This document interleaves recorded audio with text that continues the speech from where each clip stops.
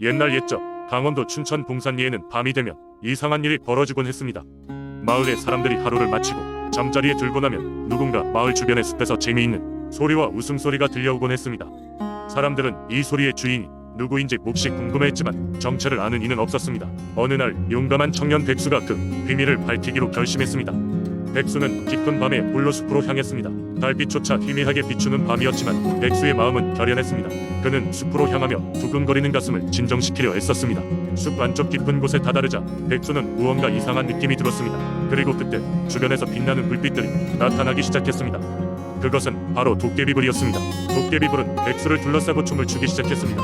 백수는 순간 놀라 몸이 굳었지만 이내 자신이 이 숲의 비밀을 알아낼 수 있는 유일한 기회라고 생각했습니다.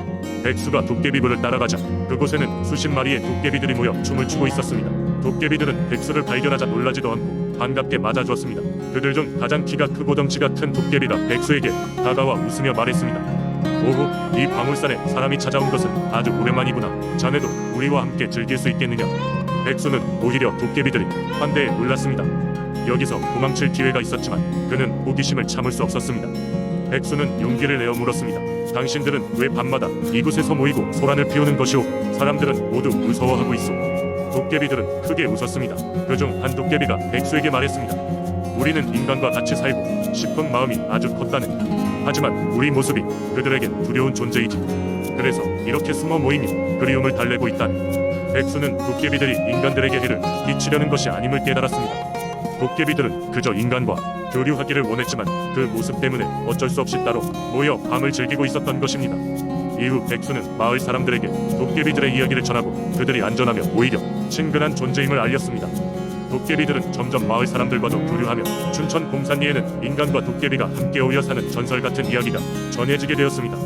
그리하여 밤마다 들리는 숲의 웃음소리는 그저 도깨비들이 자신들의 세계를 즐기는 소리라는 것을 알게 된 마을 사람들은 더 이상 무서워하지 않았고 도리어 그들과의 교류를 즐기게 되었습니다.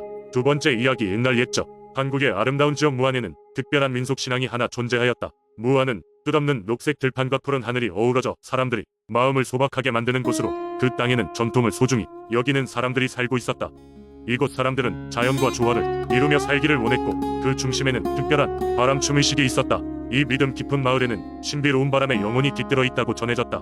이 영혼들은 산들바람이 불 때마다 들꽃을 흔들고 논밭을 스쳐 지나가며 사람들에게 자신의 존재를 알렸다.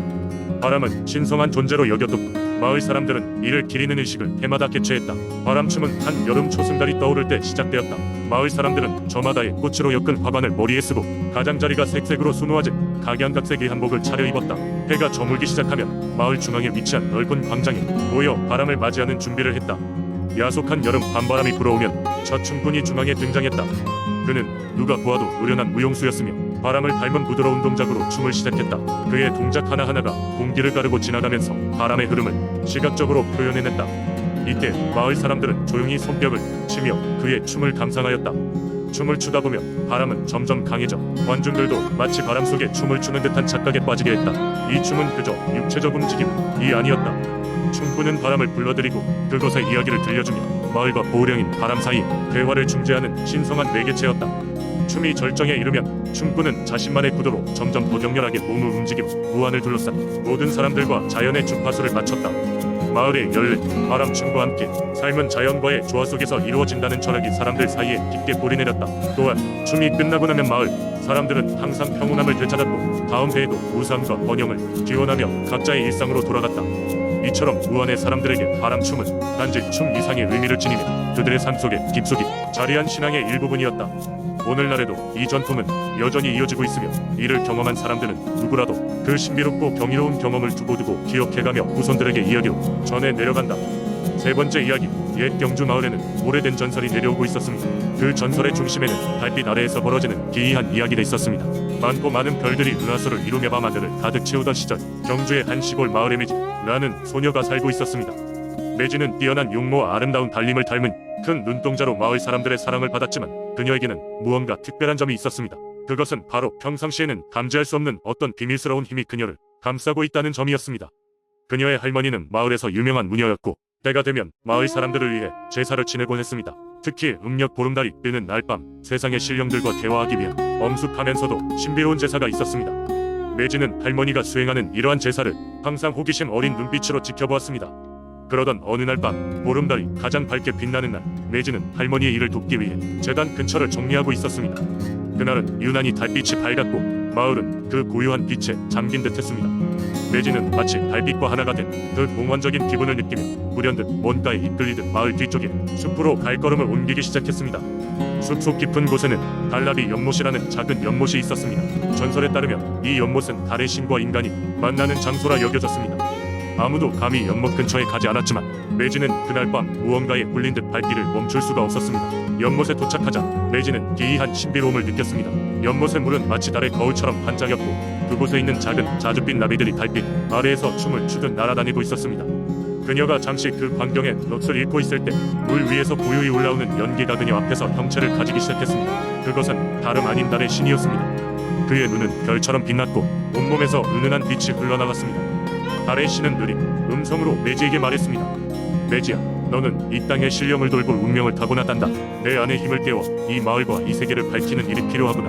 매지는 놀라움과 두려움으로 떨었지만 달의 신의 말에서 우러나오는 친절함과 따뜻함에 안정을 되찾았습니다. 그와의 대화 속에서 매지는 자신이 가진 힘의 원천과 그것을 어떻게 사용할지를 배웠습니다. 시간이 지나 매지는 할머니의 뒤를 이어 마을의 무녀가 되었고 그녀의 특별한 힘은 마을 사람들을 돕고 자연과 신령을 아우르며 하모니를 이루는 데 컸던 역할을 했습니다. 매지는 자신의 경험을 통해 모든 것이 서로 연결되어 있음을 깨달았습니다. 그 후로도 매지와 달의 신 사이의 기이한 만남은 마을에서 신성한 전설로 기억되었습니다. 매지는 평생 달님과 의견을 소중히 간직했습니다. 그녀가 밤하늘의 달을 바라볼 때면 언제나 그날의 기억이 떠오르곤 했으며 그녀는 늘 말했습니다. 달빛은 우리 모두를 이어주는 실처럼 우리 삶에 깃들어 있다. 후, 그 이야기는 오랜 세월이 지나 도경주 마을에 사는 이들에게 가슴 깊이 새겨져 전해지고 있습니다. 네 번째 이야기, 옛날 평창에는 신령들이 자주 내린다는 작은 마을이 있었습니다. 그 중에서도 가장 유명한 이야기는 저주받은 산신령 이야기입니다. 이 이야기는 대대로 마을 사람들 사이에서 두려움과 호기심의 대상이었습니다. 마을 근처에는 끝나지 않는 산이라는 이름이 붙은 큰 산이 있었는데 그 이름의 유래는 산에 오르면 끝없이 이어지는 비경 때문만은 아니었습니다. 마을 사람들 사이에 내려오는 오래된 전설은 이렇습니다. 평창에서 먼 옛날 한 청년이 끝나지 않는 산을 홀로 올랐습니다. 청년은 산의 전기에 매료되어 산신령이 깃든다는 정상까지 올라가기로 결심했습니다. 산신령에 대한 경외심보다는 그 신령의 이름에서 오는 권위를 얻고 싶은 욕망 때문이었습니다. 마침내 그 청년은 손톱만한 물질이 있는 정상에 도달하였습니다. 그 손톱 크기만한 곳에는 작은 호수가 있었고 그 호수에는 특별한 돌이 하나 잠겨 있었습니다. 주위의 전설에 따르면 그 돌은 산신령의 집이며 어떤 누구라도 돌의 힘을 얻게 되면 무한한 원한과 불행이 내려진다고 했습니다.